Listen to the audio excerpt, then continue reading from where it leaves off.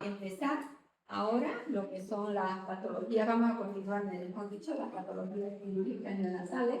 Habíamos hablado ya de las atresias y ahora creo que cambió esto.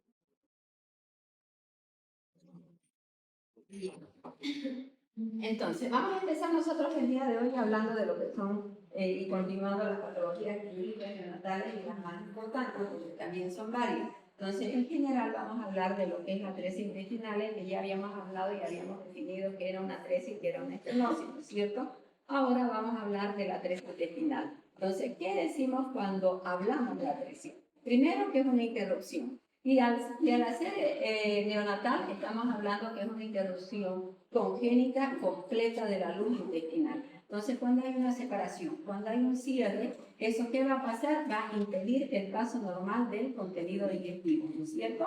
Entonces, ¿dónde puede encontrarse o qué área puede afectar la atresia? A niveles diferentes de lo que es el intestino. Entonces, puede afectar el duodeno, el yeyuno, el ilio y el colon.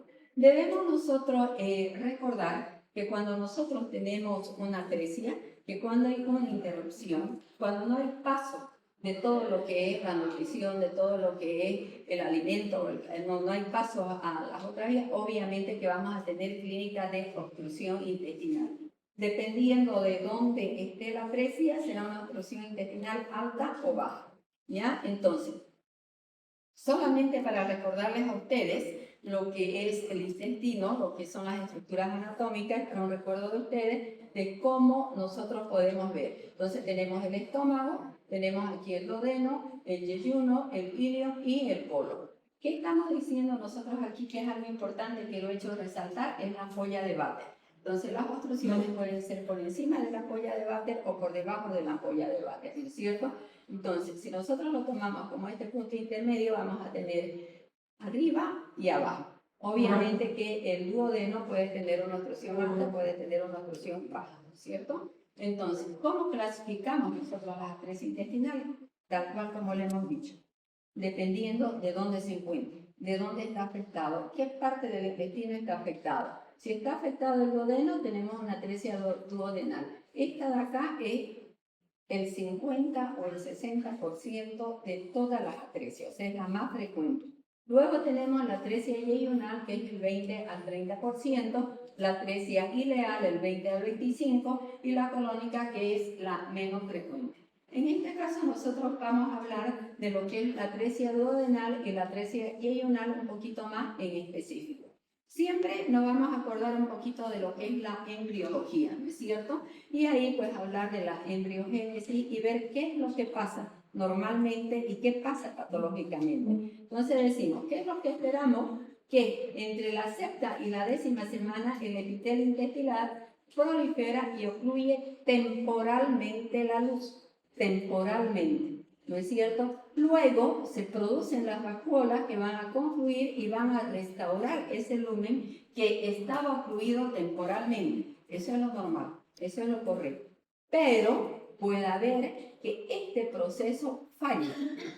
Y cuando falla, entonces ya que va a haber una atresia, ¿no es cierto? Entonces se va a producir la atresia duodenal por cualquier motivo, ¿no es cierto? Una interrupción anatómica del intestino, dos segmentos separados. La atresia es cuando están los dos segmentos separados. Va a imposibilitar el tránsito intestinal y va a haber signos de obstrucción intestinal. Entonces esas son las consecuencias de una atresia duodenal. Entonces decimos nosotros, ¿cuáles son los mecanismos fisiopatológicos principales para que haya una atresia duodenal y una atresia yeyuno-ileal, que es la más frecuente? En la atresia duodenal hay entonces el fracaso de la recanalización intestinal, de lo que hemos hablado, fracaso, fallo, ¿ya? En la atresia yeyuno-ileal hay un accidente vascular intrauterino, entonces generalmente es de la arteria mesentérica, ¿no es cierto? Entonces, la mayoría de ellos se producen por esta atresia intestinal, torsión intestinal fetal, bulbo intrauterino, invaginación fetal, compresión vascular e interrupción de flujo mesentérico. Ahora, dentro de las clasificaciones, ustedes van a encontrar diferentes clasificaciones. Te las traigo la más importante. Una de las más importantes, cuando le hagan las preguntas, tienen que fijarse clasificación y qué tipo de clasificación le están pidiendo. Como hemos visto, la clasificación por su localización. Localización es dónde se encuentra el defecto, dónde se encuentra la alteración. Y eso es el órgano afectado. Aquí es la clasificación anatómica, es una de las que más se utilizan de Grosfeld, que inicialmente la clasificaba a la atresia yeyuno ileal, pero en la actualidad se lo utilizan para todo, como una clasificación intestinal. Entonces aquí tenemos, lo clasifican en 5 tipos. Tipo 1, que es la membrana diafragmática abdominal. Tipo 2, cuando hay un cordón fibroso entre ambos extremos. Entonces está todo atrésico, así, hay 2 cabos, y aquí hay un cordón que los une. Luego tenemos la tipo 3A, que es la separación completa por defecto mesentérico, o sea, hay 2 bolsones ciegos separados y un cordón fibroso. La tipo 3B, la 3 en árbol de Navidad, y la tipo 4, múltiples atresia. Entonces estamos hablando de 5 tipos de atresia. Y aquí ya la tenemos, lo que hemos explicado. ¿Esta cuál sería? La tipo 1. ¿Camilo?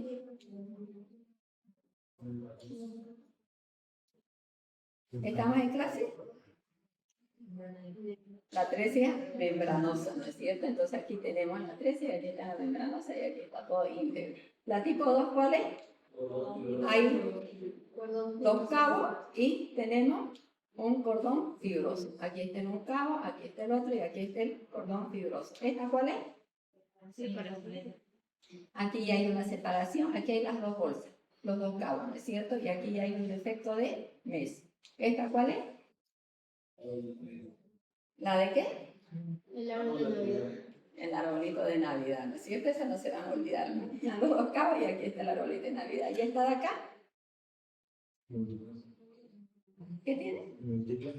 Múltiple, ¿no? La atresia múltiple, aquí tiene toda atresia. Entonces, fíjense ustedes cómo nosotros vamos viendo la clasificación dependiendo de qué tipo vamos a utilizar. Entonces, lo otro que les decía yo, fijémonos dónde queda la ampolla de Vater. Es como que si fuera el punto que separa una parte del intestino con otra parte del intestino, ¿no es cierto? Y lo tenemos la ampolla de Vater en la mitad, vamos a decir así, en la mitad del duodeno, ¿no es cierto? Entonces, nosotros la vamos a clasificar tomando en cuenta este punto, vamos a clasificarla como suprabacteriana, la que está por encima de la ampolla de Vater, cerca del estómago, y la que está por debajo de la ampolla de Vater como infrabacteriana. ¿Eso para qué nos sirve? Para que evaluemos la clínica que tiene. Entonces vamos a ver la clasificación supra e infrabacteriana y vamos a ver algunas características hemos dicho nosotros que todas estas atresia concurren con signos de obstrucción intestinal, ¿no? Sea alta, sea baja. Entonces, aquí, ¿qué vamos a tener cuando hay una obstrucción? ¿Qué es lo primero que se tiene? Vómito, ¿no es cierto? Ahora, el vómito tenemos que ver las características del vómito. Si es un vómito alimenticio, si es un vómito bilioso. Entonces aquí decimos, ¿tiene vómito? Sí, hay vómito en ambos. ¿En qué varía? En el contenido. En esta suprabacteriana, el vómito más que todo es de contenido gástrico, de contenido lácteo, leche, ¿no? En el caso del niño, porque no ha digerido. En el otro, en la infrabacteriana, sí tenemos el vómito ya bilioso. En la suprabacteriana el diagnóstico inicial es más difícil, en la infra es más evidente, el signo de alarma persistente en la supra es vómito persistente y aquí es verde. El riesgo de retraso en la suprabacteriana es mayor y en la otra es menor. Ahora, estamos hablando nosotros que todas estas patologías atrésicas concurren con signos de obstrucción intestinal. Los signos de obstrucción intestinal, ya hemos dicho, pueden ser altas o bajas. Y también tenemos que saber cuáles son las características de un signo de obstrucción intestinal alta, ¿no es cierto? Primero, lo ideal es hacer un diagnóstico en todas estas malformaciones congénitas, cualquier tipo que nosotros pensemos, ya sea un oncalocerio, un macroquisis, cualquiera que sea una hernia diafragmática, hemos dicho que estamos obligados a hacer un diagnóstico prenatal para saber qué tipo de atención le vamos a dar, ¿no es cierto? En este diagnóstico prenatal, si lo tenemos de manera oportuna, tenemos que saber que hay malformaciones que pueden ir acompañadas de otras malformaciones, como también ya lo hemos explicado. Esas otras malformaciones pueden ser cromosomapatía o otras asociaciones. Estas alteraciones cromosómicas pueden llegar hasta el 40% y dentro de ellas pues tenemos la trisomía 21, que es el síndrome de Down, ¿cierto? Y otras asociaciones que están frecuentes, cardiopatía congénita, mala rotación intestinal, atresia esofágica, páncreas anular. Eso significa que nosotros estamos obligados, cuando detectamos prenatalmente que existe una patología que significa una malformación congénita, ya sea de cualquier tipo, descartar otro tipo de malformaciones, ¿no? Ahora, la incidencia es de 5 parámetros. Las manifestaciones clínicas. Los signos prenatales, ¿qué vamos a encontrar? Estamos diciendo nosotros vamos a hacer un diagnóstico prenatalmente. Vamos a ver, y eso se hace ya de rutina, de norma le hacen una ecografía para detectar, ¿no es cierto? Hacen una ecografía fetal. Entonces, ¿qué es lo que vamos a tener? El polidramnio, dilatación gastrointestinal proximal y ausencia de tránsito distal. En la oclusión proximal, ¿qué órganos pueden estar afectados? El duodeno y de repente el yeyuno proximal. ¿Qué es lo que vamos a tener? Vómitos precoces, escasa distensión abdominal y menor compromiso abdominal. En la distal, el ilion, distal, el colon y el recto. Entonces, ya va a haber una distensión abdominal más marcada, retardo, ya no hay eliminación, no va a haber retraso en la eliminación del microbioma. Uno de los datos más importantes, cuando vemos a un neonato que está con un abdomen distendido y que está vómito, puedes preguntar siempre si ha eliminado o no ha eliminado el microbioma y los vómitos biliosos que son tardíos. Ahora, ya sabemos los antecedentes, sabemos que ya viene con un diagnóstico probable de una malformación congénita y en este caso de una atresia. ¿A qué nos lleva a nosotros para confirmar el diagnóstico? A hacer estudios complementarios. Dentro de esos estudios complementarios, uno de los más importantes es la radiografía. Para pedir radiografía yo tengo que saber qué voy a encontrar en una radiografía, cuáles son los signos que me pueden hacer pensar que sí voy a confirmar el diagnóstico de una atresia, ¿no es cierto? Entonces, en la radiografía de una atresia duodenal, el signo clásico es el de doble burbuja. Entonces, vamos a ver dibujado una burbuja gástrica y una burbuja duodenal. Y no va a haber aire abajo, entonces no hay pasaje de aire. En la radiografía de atresia yeyuno ileal, lo que vamos a tener ya son las asas dilatadas, ya no hay ese signo de la doble burbuja. Hay pase de aire, llega un poquito, entonces las asas van a estar totalmente dilatadas y van a ver los niveles hidroaéreos múltiples y ausencia de gas rectal. Y ahí les traigo una radiografía. Entonces, ¿esto qué es? ¿Eso qué es? Le pongo esa imagen, ¿qué es el diagnóstico? Atresia duodenal. Fíjense que solamente es pensar, escuchar y van a hacer los diagnósticos. ¿Esta qué burbuja es?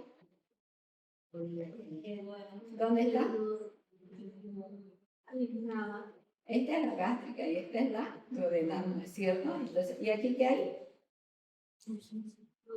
Blanco, ausencia total de aire, ¿no es cierto? Y aquí ya lo tenemos la imagen negra, radio lúcido. Y aquí ya tenemos una atresia yeyunal. ¿Qué es lo que le he dicho que hay una atresia yeyunal? ¿Dónde la vemos las asas dilatadas? Todas acá están totalmente dilatadas. ¿Qué más hay?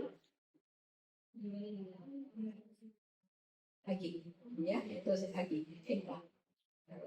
Aquí hay un nivel, aquí hay un nivel, aquí no se ve bien el lateral, también son puros niveles. Entonces son características que ustedes las tienen que tomar en cuenta para todos los pacientes que ustedes puedan pensar en un caso de obstrucción intestinal, ¿no? Entonces, aquí ya tenemos los signos radiológicos, que es lo que estábamos viendo. Entonces, ¿qué observamos? Imagen radiológica. El aire se ve negro. La terminología médica que se utiliza para las imágenes negras es radioluz. Cuando vemos nosotros para las neumonías son blancas, que se llaman radio opaca. Ya esos son los términos que ustedes no se van a olvidar para interpretar radiografía, radiolúcido y imagen radio opaca. ¿Ya? Entonces, aquí vemos nosotros dos imágenes. Si les digo, descríbame esta placa, veo dos imágenes radiolúcidas, ¿no es cierto? Entonces, la primera corresponde a qué? Son dos burbujas de aire, vamos a decir, ¿no es cierto? Y aquí corresponde a una burbuja gástrica, porque ¿qué es? El estómago, ¿no es cierto? Y esta otra, del duodeno, ¿no es cierto? Entonces nosotros ya estamos acá ya aprendiendo a diferenciar y a interpretar una radiografía. Las dos imágenes clásicas, radio lúcida y radio opaca. Le ponen una neumonía, está todo esto blanco, es radio opaca, es una consolidación, es una neumonía. ¿Ya? Y aquí ya tenemos entonces la atresia yeyunal. ¿Qué tenemos acá? Dilatación. Todo esto acá que está marcadito son dilatación de asas del intestino, ¿no es cierto?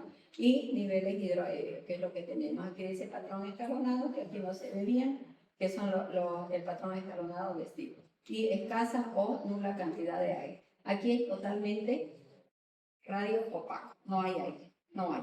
Debería haber en lo normal, pero aquí no hay aire, hay ausencia de aire. Y aquí abajito tampoco hay ausencia de aire rectal, ¿no? Entonces, eso es importante que nosotros conozcamos y sepamos interpretar una imagen radiológica para que podamos confirmar o descartar una radiografía, ¿ya? Entonces decimos y ya hemos hecho el diagnóstico. Y para que ya no exista lugar a dudas entre la diferencia radiológica entre una atresia yeyunal y una atresia duodenal, lo tienen aquí todas las características que hemos hablado. ¿Ok? ¿Sí? Entonces, una vez ya hacemos el diagnóstico, confirmamos el diagnóstico, que nos falta hacer el manejo. ¿Cómo lo vamos a manejar? ¿Cuál es el tratamiento del paciente? Y aquí hablamos del ABCDE neonatal. Entonces, ¿qué era? Mantener vías aéreas permeables. A limpiar las secreciones, aspirar si es necesario. Ya hemos pasado también lo que es la reanimación. Administrar oxigenación adecuada. Esa oxigenación adecuada va a depender de cuánta necesidad de oxígeno necesita. Si le vamos a dar un oxígeno en ventilación a presión positiva, si le vamos a dar un oxígeno o cómo le va a flujo libre, o cómo le vamos a dar el oxígeno o el respirador, ¿no es cierto? O simplemente con cánulas nasales. Entonces, oxigenación adecuada, ¿de qué va a depender? De la saturación o de la gasometría. La saturación generalmente la tomamos nosotros la preductal. La preductal es de la mano derecha, la postductal es de la izquierda. Y lo tomamos siempre, y es lo que estamos viendo y hemos visto la evaluación, en la derecha. Y luego es obligatorio que tenga un acceso venoso. Tiene que tener canalizado una vena. La vena que se debe canalizar generalmente es la umbilical, que también ya hemos hablado en lo que es reanimación. Hacer un control metabólico para ver cómo está su medio interno, especialmente lo que es la glicemia, para manejar flujos de glicemia que estén dentro de parámetros normales. El flujo de glicemia lo venimos repitiendo en todas las patologías quirúrgicas. Un recién nacido término es de 4 a 6 miligramos por kilo por minuto. En un recién nacido pretérmino es de 6 a 8 miligramos por kilo por minuto. Entonces, eso tenemos que sacar su concentración de glucosa y manejar esos flujos. Obviamente que si tiene una hipoglicemia tenemos que hacer la corrección necesaria, ¿no es cierto? Y luego la prevención de la hipotermia. Nosotros hemos dicho y estamos resaltando lo que es la atención del recién nacido y más aún en esto, que es importante evitar la hipotermia. ¿Cómo vamos a evitar la hipotermia? Desde el momento que recepcionamos al recién nacido, evitando las temperaturas bajas, teniendo una temperatura ideal en la sala de parto, ¿no es cierto? Y obviamente tratando de que el niño no esté descubierto la mayor tiempo y llevarlo a una cuna radiante, ¿no? Entonces, lo primero que tenemos que hacer es evitar. Si el paciente se nos enfría, vamos a tener un distrés y se nos va a complicar. Ya tiene una patología de base. Entonces ya nosotros estamos, vamos a decir así, aumentándole el riesgo al no hacer las cosas de manera correcta. Entonces, estamos hablando de atresia, estamos ya en tratamiento específico. Hay una separación, no hay una continuidad del intestino. ¿Lo vamos a alimentar? No, ¿no es cierto? Entonces, lo primero que tienen que poner es nada por vía oral, un ayuno absoluto hasta que resolvamos, ¿no es cierto?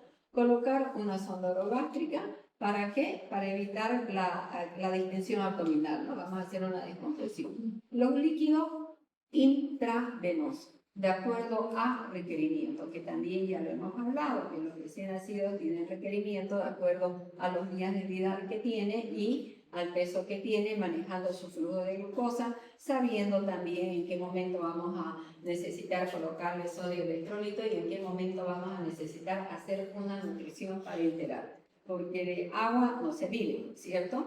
Tenemos que tener todos los complementos. Tenemos que tener proteína, tenemos que tener hidrato de carbono y tenemos que tener lípidos. Entonces, si esa nutrición o ese ayuno va a ser demasiado prolongado, pues se debe preparar una nutrición parenteral con todos sus requerimientos y un ambiente apropiado. Y la corrección hidroelectrolítica en caso de que tenga las alteraciones correspondientes. Si tiene un sodio y una hiponatremia, hay que corregir el sodio. Lo mismo de este, ¿no? Entonces, ahora, ¿cuál es el tratamiento definitivo? Pues es quirúrgico. Estamos hablando de una anomalía, de un defecto, ¿no es cierto?, de una separación, no hay continuidad. Entonces tenemos que restaurar la continuidad, ¿no es cierto? Eso es quirúrgico. Entonces, ¿qué es lo que se hace en la atresia duodenal? La duodenostomía. Esa palabra difícil, ¿no es cierto? Eso lo va a hacer el cirujano en el momento apropiado, no es inmediato. Se lo tiene que estabilizar. Una vez estabilizado, ya bien el paciente estable. ¿Para qué? Para que tenga una sobrevida mejor. Y en lo que es ya la atresia ileal, se tiene que resecar el segmento atrésico y se hace la anastomosis término terminal. O sea, sacan y ¿ya? Entonces, ya eso ya lo hacen los cirujanos. ¿Existen complicaciones? Existen complicaciones. Existen complicaciones postoperatorias que las podemos clasificar como tempranas y tardías. Estos pacientes generalmente van a una sala de terapia intensiva, a un UTIN. Eso significa que el estar en un UTIN, y si no se tiene cuidado con todas las normas de bioseguridad, pues obviamente una de las infecciones más frecuentes es que el paciente desencadene una sepsis, que haya una fuga anastomótica, un helio prolongado, y las tardías tenemos adherencia, oclusiones recurrentes y síndrome de intestino corto. Este síndrome de intestino corto lo he visto yo mucho en neonatos. El síndrome de intestino corto es cuando resecan bastante cantidad de intestino, entonces no les da para poder alimentarlo y realmente cuesta el poder alimentar, demora tiempo y es ir de a poquito, ¿no? Y el retraso ponderal. Ahora, el síndrome de intestino corto, lo que les decía yo, es una de las complicaciones frecuentes, no es todo, si cuando ahí se reseca bastante intestino, entonces cuando es extensa, y la longitud es insuficiente para que se puedan absorber los nutrientes. Las consecuencias a la absorción tienen diarrea crónica, dependencia prolongada, nutrición parenteral, como les digo, ¿no? Le ponemos nutrición parenteral y tenemos que ir con una alimentación así de ml por ml. Y a veces el flujo continuo, discontinuo, realmente es bien complicado, ¿no? Ahora, ¿cuál es el pronóstico? Actualmente el pronóstico es bueno, 95% de sobrevivencia. Obviamente en centros especializados que tengan todas las condiciones y con el personal competente, tanto en lo que es en la parte quirúrgica como en el apoyo de la parte neonatal y la parte nutricional. No solamente todo problema quirúrgico se soluciona con el mejor cirujano. Si no hay equipo, no hay mejoría. O sea, tiene que ser un trabajo de equipo y es largo, ¿no? Entonces, ¿de qué otros factores va a depender el pronóstico? De que se haga un diagnóstico de manera oportuna, que no se nos infecte el paciente, que la longitud intestinal no lo saque tanto, vamos a decir ahí, que resequen lo que es necesario, ¿no es cierto? Entre más grande la longitud que resecan, obviamente vamos a tener más complicaciones. Y que no tengan otras malformaciones mayores. Entonces, tenemos como un resumencito lo que es la diferencia de la atresia duodenal a la atresia de Juno ileal. El mecanismo, la biología, la clasificación más utilizada, la asociación con el síndrome de Down, el signo radiológico clásico y el polidramio. Con esto más o menos hemos acabado lo que son las atrésicas. Después vamos a entrar a lo que son defectos de pared abdominal. Y aquí ya tenemos un algoritmo para que nosotros hagamos ya nuestro diagnóstico de manera correcta. Va una paciente al obstetra, diagnostica que tiene un polidramio, ahí ya debe sospechar de una obstrucción, el paciente nace, evaluamos la presencia del vómito, se saca una radiografía de abdomen simple y ahí evaluamos. si tiene una doble burbuja o si tiene niveles. Si tiene una doble burbuja, es una atresia duodenal. Si tiene múltiples niveles, es una atresia ilegal. Estabilizamos. Acuérdense que nosotros ya habíamos hablado inicialmente de que es una emergencia y es una urgencia. Volvemos a repetir, esto es una urgencia, no una emergencia. Primero estabilizamos, lo ponemos que el paciente tenga lo necesario para ir a una cirugía para que sea un éxito, ahí va la cirugía y luego se hace el seguimiento, siempre haciendo de manera combinada lo que es el control de las infecciones, lo que es la parte nutricional y obviamente el seguimiento por el especialista o el cirujano que lo ¿Tienen alguna pregunta? Son temas, vamos a hablar de defecto de la pared abdominal. Cuando hablamos de defecto de la pared abdominal hay muchos, ¿ya? Y sí, no muchos. Vamos a hablar de enfalocele, de gastrocrisis, de hernia umbilical, que son los defectos más frecuentes. Pero en este caso solamente nos vamos a informarles a ustedes solamente de onfalocele y de la gastrocrisis, de lo que hemos preparado, ¿bien? Entonces, los defectos de la pared abdominal, ¿qué es lo que decimos? Que son anomalías estructurales, son defectos congénitos. ¿Qué es lo que pasa? Hay exteriorización de las vísceras de la cavidad abdominal afuera. ¿Por dónde? Por un lugar que tienen que jugar. ¿Eso qué se llama? Defecto, ¿no es cierto? Hay una falta de cierre. Entonces decimos, son anomalías estructurales que permiten la exteriorización de vísceras abdominales durante la vida fetal. ¿Cuáles son los más frecuentes? Los dos a los que nos estamos refiriendo, el onfalocele y la gastrocrisis. ¿Qué tenemos que saber esto? ¿Cuál es la diferencia? Y la diferencia son básicas y fáciles de memorizar. Entonces, primero, cuando hablamos de defecto, tenemos que saber dónde está localizado el defecto. ¿A qué nivel del abdomen? Estamos diciendo defecto de la pared abdominal. Cuando hablamos del onfalocele, está localizado en la línea media. ¿Cuál es la línea media? El abdomen, el ombligo, ¿no es cierto? Entonces, ¿dónde está el defecto? En el anillo umbilical, que no ha cerrado, está abierto, ¿no es cierto? Entonces, defecto, localización, línea media abdominal. Eso permite, como el anillo está abierto, permite que las vísceras que están en la cavidad abdominal salgan, protruyan, se exterioricen. ¿Hacia dónde? Hacia el cordón umbilical, ¿no es cierto? Entonces, eso que decimos hacia el cordón umbilical, ¿qué va a significar? Que todas esas vísceras que están afuera van a estar cubiertas. ¿Cubiertas por qué? Por la membrana amniótica, ¿no es cierto?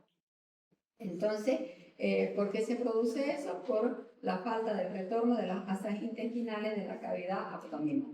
Ahora, ¿qué es la gastrocrisis? Es otro defecto, es otra exteriorización de vísceras, pero no por ese lugar, sino el defecto donde se encuentra es paraumbilical. Y cuando decimos paraumbilical, ¿dónde es? Al lado del ombligo. Y al lado del ombligo tenemos al lado izquierdo y tenemos el lado derecho. El más frecuente es rarísimo el del lado izquierdo. Entonces, el más frecuente y prácticamente se dice que es del lado derecho. Entonces, tenemos nosotros un defecto más o menos a 2 centímetros del cordón umbilical o del ombligo, que es el lado derecho, y obviamente al salirse no está saliendo a través del cordón umbilical. Entonces, ¿cómo va a salir la víscera? Abierta. No va a tener cobertura, no va a tener membrana, ¿no es cierto? Entonces decimos, la gastrocrisis es un defecto paraumbilical, generalmente derecho, a través del cual protruyen las asas intestinales sin cobertura membranosa, probablemente por interrupción de la arteria onfalomesentérica derecha. Ahora, ¿qué es lo que pasa? En la semana 6 hay una herniación fisiológica, o sea que fisiológicamente decimos que salen las vísceras hacia el cordón umbilical, fisiológicamente. Pero ¿qué pasa en la semana 10? Retorno de nuevo. Ya hay un retorno normal de las asas intestinales al abdomen. O sea, vuelve. A la semana 10 y 12 está cerrado completamente. Eso es lo que sucede normalmente. Hay un cierre completo ya de la pared abdominal, o sea que no queda ninguna víscera ya afuera. Esto de acá, esta herniación fisiológica hacia el cordón umbilical era temporalmente, vamos a decir así, ¿no es cierto?, en la sexta semana. Entonces, la alteración de estos procesos, ¿qué origina? dependiendo de dónde es el lugar, el oncalocele o la gastro. Sería una alteración de ello, ¿no es cierto? Entonces, ¿qué decimos ya como definición del oncalocele? Hemos hablado en lo general del efecto de la pared abdominal, ¿no es cierto? Esterilización de vísceras hacia afuera. Entonces, ya hablando específicamente del oncalocele, es el defecto congénito central de la pared abdominal, donde se reproduce una regresión incompleta de las masas intestinales a la cavidad abdominal general. Ahora, ¿qué es lo característico del oncalocele? Acá lo tenemos, ¿ya? Herniación de órganos abdominales. Generalmente esta membranita es transparente. Podemos mirar qué órganos están adentro, ¿ya? Entonces, ¿por dónde está saliendo? Por el ombligo, ¿no es cierto? ¿Qué es lo que está abierto? El anillo, ¿no es cierto? El anillo está abierto y por ahí protruye, por ahí sale. ¿Qué es lo que tenemos esto de acá? La membrana amniótica. Esa membrana amniótica, y ustedes saben, tiene peritoneo, gelatina de Wharton y el antro, ¿cierto? Ahora, la otra vez es pregunta que le hacen, ¿dónde se encuentra insertado el cordón umbilical? En el oncalocele y en la gastrofisis. En el cordón umbilical el defecto está en el anillo, las vísceras acá está adentro. Entonces, el cordón umbilical es este de acá. ¿Dónde está insertado? En la parte superior del saco. ¿Ya? Como lo ven. Ahora, ¿qué es lo que contiene esto? Si uno lo ve visualmente, tienen un oncalocele que lo hemos tenido en la sala de neonatos junto a un oncalocele y una gastrofisis. ¿Cuál es el más impactante? ¿Cuál es el que te da y que por la visión decís es más grave? Es la gastrofisis. Pero no es así. Es el oncalocele. ¿Ya? No es así. El que tiene mal pronóstico que viene acompañado con otras malformaciones es el oncalocele. Entonces, aquí, ¿qué es lo que tiene? Puede tener intestino, hígado, estómago y vaso. Entonces, ¿perdón? Sí, ¿no? Me acordé de que un docente dijo lo mismo. ¿De qué? Decilo. No, de que un docente dijo lo mismo en unos cursos de música. De que es peor la oncalocele que la frecuencia. Así, por eso estamos diciendo, ¿no es cierto? Sí, es cierto. ¿Ya? Entonces, que uno a simple vista, el que más te impacta es la gastrofisis, porque está todo afuera, todo está en el intestino. Por lo menos aquí el oncalocele está cubierto con la membrana, entonces no lo ve todas las vísceras afuera, y en la gastrofisis sí. ¿Ya? Entonces, ¿qué es lo que pasa en el oncalocele? Primero, que hay un fracaso del retorno intestinal que hemos hecho fisiológico, el abdomen entre la semana 10 y 12, entonces el anillo permanece abierto, ¿no es cierto? Entonces, y como consecuencia va a haber, las vísceras van a estar fuera de la cavidad abdominal, el anillo umbilical va a estar abierto y se va a formar ya lo que es el saco membranoso. ¿Cuál es la fisiopatología? ¿Qué alteraciones vamos a tener? Va a haber reducción del espacio abdominal, va a haber hipoplasia relativa de la cavidad abdominal, entonces al no tener vísceras eso se va a achicar, es como cuando hablábamos de la atresia de esófago, ¿no es cierto? Que se sube para arriba y hay hipoplasia en el pulmón. Dificultad para reducir quirúrgicamente, cuesta porque tiene que, a veces le hacen los hilos, que les voy a mostrar lo que hacen los cirujanos, para que vaya ingresando de a poquito, hay el cierre primario y el cierre secundario. Entonces hay compromiso respiratorio porque hay aumento de la presión intraabdominal, está todo afuera, entonces los pacientes pueden tener dificultad para respirar. Y este de acá, el oncalocele, está asociado con síndrome genético. Nuevamente volvemos a decir, una malformación, hay que complementar los estudios, ¿ya? Entonces, ¿cuáles son las asociaciones congénitas del oncalocele? Generalmente se puede llegar hasta el 70%. Tenemos cardiopatía, dentro de las cardiopatías las más frecuentes la CIAP, CIA, tetralogía, la cromosopatía, trisomía 13, este es el pato, trisomía 18 es el Edward, 21 es el síndrome de Down y otros síndromes que también pueden estar asociados. O sea, obligadamente tenemos que ir a buscar otras malformaciones. Ahora, ¿cómo lo clasificamos? ¿Ya? Lo clasificamos de acuerdo al tamaño, ¿ya? Y de acuerdo al tamaño podemos decir que es pequeño o que es gigante. Cuando es pequeño, tiene más o menos un tamaño de 4 centímetros, cuando es grande de 7 centímetros, y la otra clasificación cuando tenemos un oncalocele cerrado y un oncalocele abierto. Acá tenemos que tener cuidado con no confundir con una gastrofisis. Aquí está rota la membrana. Aquí hay las vísceras que están al aire. pero acá abajo tenemos la membrana y tenemos que ver por dónde salen las vísceras, ¿no es cierto? Ahora, nos preguntamos nosotros, lo que estamos aprendiendo, ¿cómo ligo el cordón umbilical? ¿En qué momento voy a ligar el cordón umbilical? Obviamente, tengo la atención de, en la sala de parto es una emergencia y no van a esperar un tiempo, ¿no es cierto? Entonces, la ligadura se la hace en el momento oportuno, ligadura inmediata, pero tenemos que tener cuidado de no romper el saco. El obstetra lo va a ligar más o menos unos 20-30 centímetros, lo que están aprendiendo. Nosotros lo vamos a llevar a la salita y ahí ya vamos a clampear, lo que decimos clampeo del cordón umbilical, ¿no ven? En ese clampeo del cordón umbilical, como lo ven acá, tenemos que tener mucho cuidado de no romper el saco, porque si nosotros lo rompemos el saco, van a salir las vísceras afuera y obviamente que eso va a estar al aire libre y va a tener más posibilidades de infectarse, ¿no es cierto?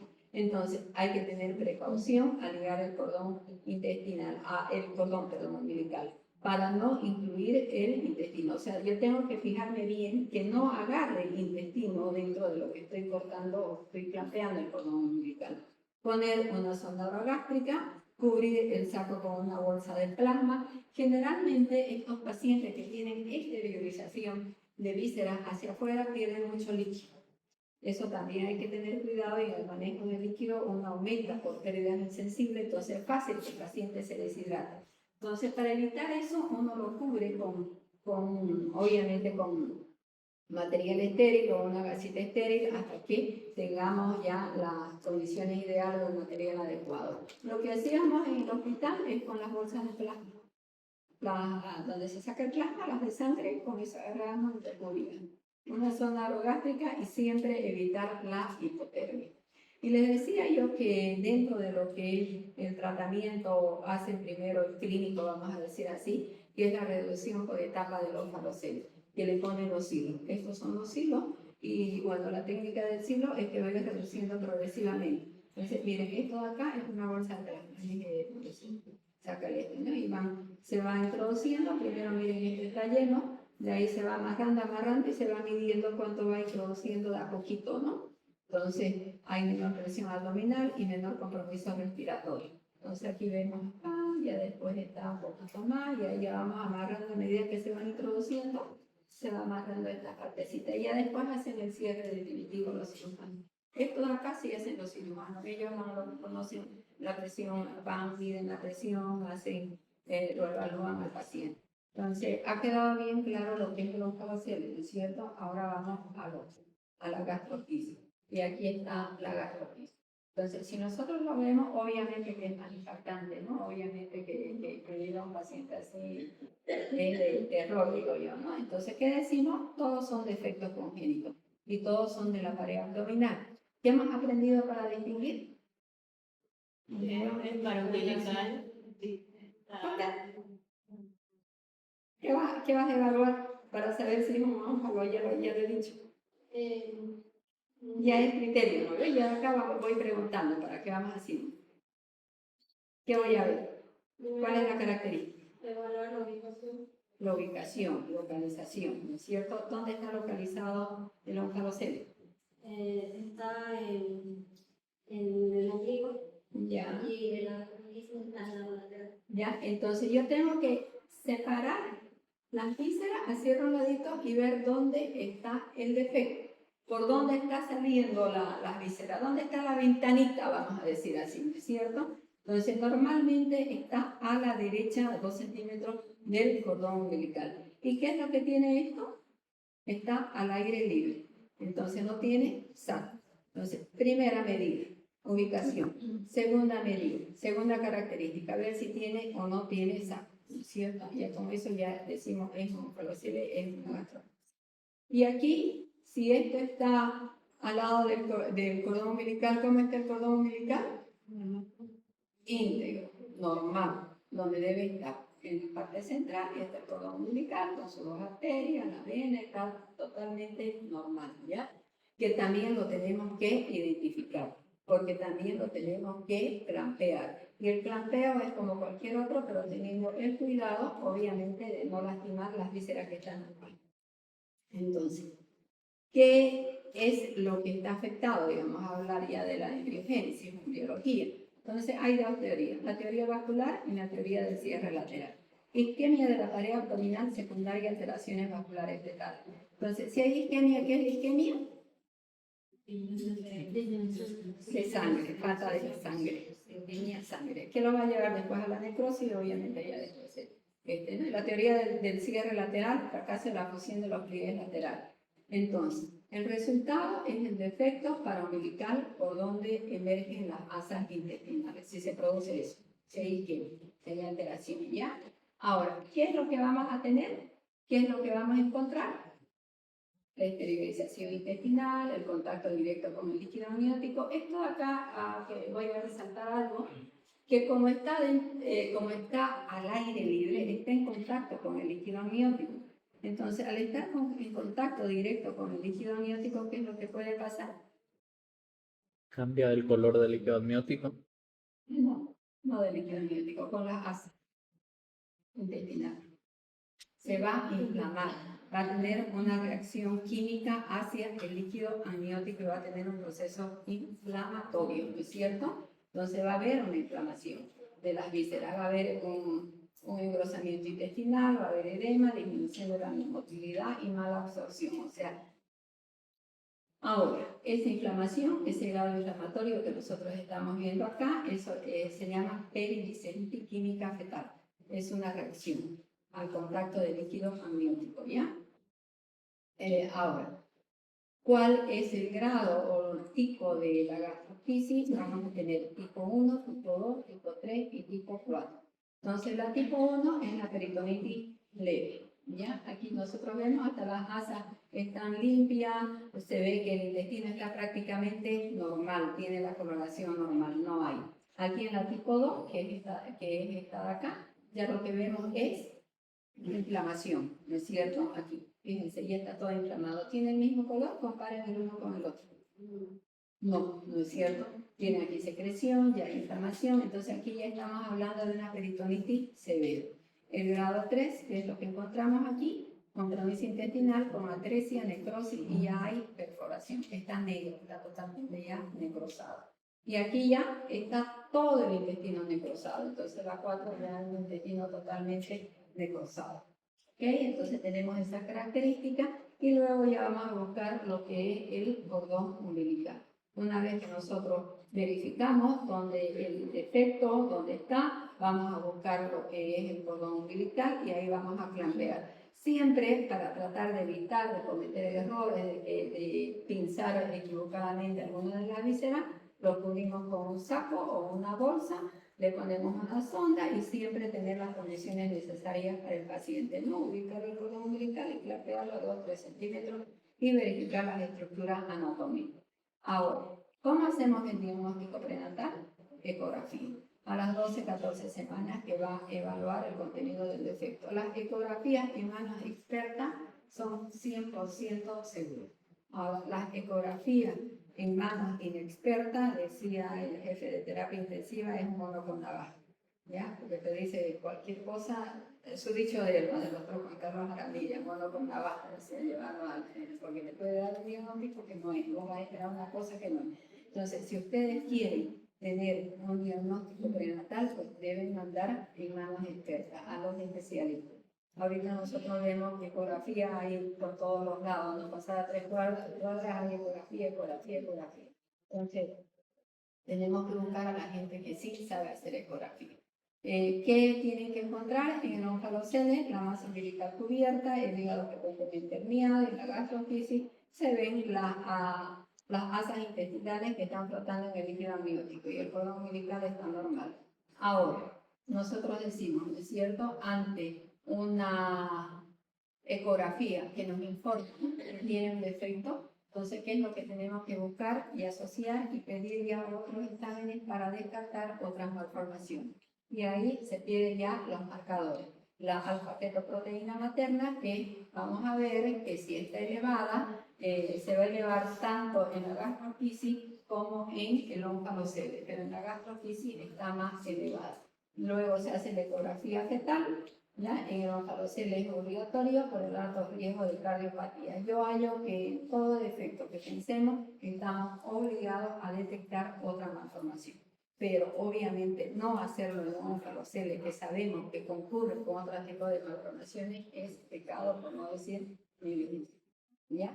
El tratamiento maneja en la sala de parto, postnatal inmediato. ¿Qué es el objetivo? Lo que hemos aprendido: evitar la hipotermia, evitar la pérdida hídrica, prevenir la contaminación y mantener la estabilidad respiratoria. ¿Cómo evitamos la hipotermia? Pregunto. Son varios procesos. Primero, ¿qué hacemos? Primero la temperatura. Ya. Después, ¿qué más hacemos para evitar la hipotermia? Ya, hacer todo lo que estamos aprendiendo, lo que es la atención del recién nacido, ¿no es cierto? Y luego, ¿cómo vamos a hacer para evitar la pérdida hídrica? Cubrirlo con gasas estériles. ¿Qué vamos a hacer para prevenir la contaminación? Utilizar material estéril y respetar las normas de bioseguridad. Y para mantener la estabilidad respiratoria, ver la necesidad si tiene de utilizar oxígeno y qué tipo de oxígeno vamos a administrar, dependiendo si es a flujo libre, ¿no es cierto?, cómo lo vamos a administrar. Ahora, estabilizamos, recepcionamos y siempre en la cuna caliente. La protección que hemos dicho y luego la descompresión. ¿Cómo vamos a hacer la descompresión? ¿Qué es lo que queremos? Evitar que entre aire al... ¿Y qué le vamos a poner? Una sonda orogástrica o nasogástrica. ¿Cómo tiene que estar esa sonda? Abierta, ¿no es cierto? Libre caída, abierta. Nunca la cierren la sonda. ¿Ya? Siempre les he dicho sonda abierta. Y hemos pasado reanimación, ¿ya? Para evitar la distensión aérea. Y luego la cirugía. Entonces, todo esto lo tiene que hacer el pediatra, hacer el control, el seguimiento, el monitoreo, estabilizar al paciente y obviamente pedir interconsulta con el cirujano. Generalmente es bueno el trabajar en equipo y ya que el cirujano ya sepa que va a haber un paciente que van a hacer en estas condiciones. En la cirugía hay el cierre quirúrgico primario y la reducción progresiva a través de los hilos, que es lo que hemos hablado. ¿Cuáles son las complicaciones en los ojalocele? Que puede ocurrir una ruptura del saco espontánea o de repente adquirida, vamos a decir, ¿no? Que la hagamos sin querer. Puede ocurrir una infección, hipertensión abdominal e insuficiencia respiratoria. En la gastroquisis, atresia intestinal, necrosis, síndrome de intestino corto, sepsis y colestasis. Ahora, ¿cuál es el pronóstico? En el ojalocele, supervivencia más del 90% y en la gastroquisis más del 95%. El pronóstico empeora cuando hay factores de riesgo. Factores de riesgo, la prematuridad simple es un factor de riesgo que viene acompañado de otras malformaciones, atresias intestinales, necrosis, malformaciones asociadas. Y aquí ya no tenemos nuestro algoritmo archivonito. Hacemos el diagnóstico prenatal. En estos casos es bueno que nosotros, si hacemos un diagnóstico prenatal, ya sabemos el riesgo que concurre, no lo vamos a atender en un segundo nivel, en un primer nivel. Ese paciente tiene que ser referido, me gusta eso, tienen que utilizar terminología, yo hasta a veces digo diferido, es referido. ¿Qué se usa para, cuáles son las normas de Bolivia, del MAC? Referencia. Transferencia. Y Transferencia. y Contrarreferencia. contrarreferencia, son las tres normas, ¿no es cierto? Entonces, yo estoy en un centro de segundo nivel o de primer nivel, soy ginecóloga, soy obstetra, lo mando, me viene la ecografía con un diagnóstico de un ojalocele, cualquier defecto, cualquiera, una hernia, lo primero que tienen que hacer es referirlo a un centro de tercer nivel para que allá tenga la atención adecuada y obviamente con el personal también que tenga las competencias. Ahí el niño nace, se hace la estabilización, se previene la hipotermia. La estabilización es hacerlo todo, el todo. Sonda orogástrica, valoración quirúrgica y ahí viene la valoración quirúrgica y es el cirujano el que decide qué es lo que va a hacer. Si va a hacer un cierre primario o si va a ir a un silo.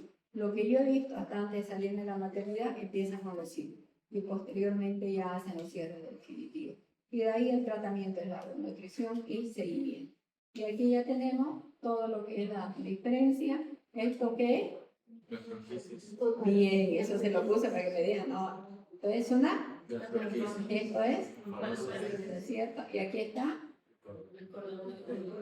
clampeado en el sitio correcto, está limpio. Y aquí, ahí no se ve que cordón umbilical, ¿no es cierto? Entonces aquí ya tenemos un resumencito de todo lo que hemos visto en lo que se refiere al ONCA, los CEDES y al gastroficio. Con eso hemos terminado la clase de hoy.